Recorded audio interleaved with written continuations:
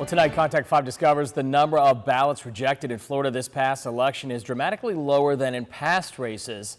Contact 5 investigator Katie LaGrone spent the past week analyzing the numbers and reveals what she found and why it matters.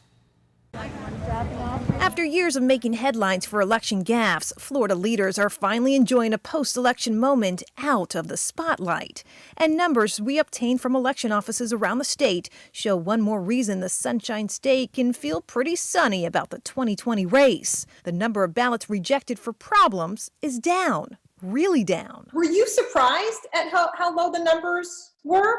Pleased.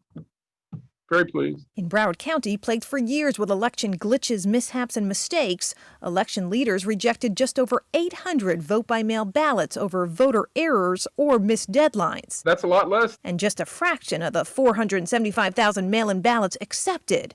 2 years ago, the county rejected 15,000 mail-in ballots. Our voters in Broward were paying attention this time.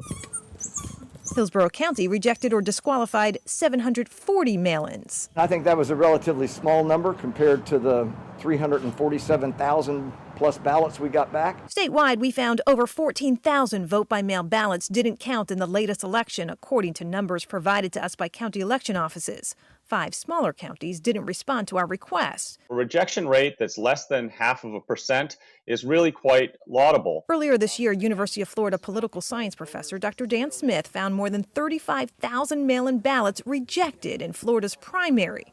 He expected the presidential race to be higher. There was grave concern that we were going to have a higher number of people having their ballots rejected because of a signature issue or because they were coming in late. According to our numbers, late mail-in ballots accounted for about a third of ballots disqualified in the election earlier this month, while signature issues are blamed for just over half of the state's rejected ballots this time around.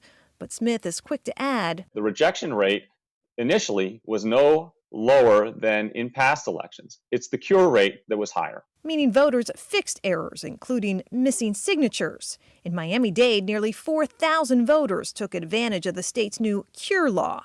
In Orange County, 2.5% of mail-in ballots were cured. But with at least 14,000 votes not counted in Florida, it's not a perfect system, but even the most critical agree it's getting better. There's room for improvement, but this is the step in the right direction. Dr. Smith also says early indication shows younger voters are up to 3 times more likely to have had their ballots rejected this past election. Katie LaGrone, WPTV News Channel 5.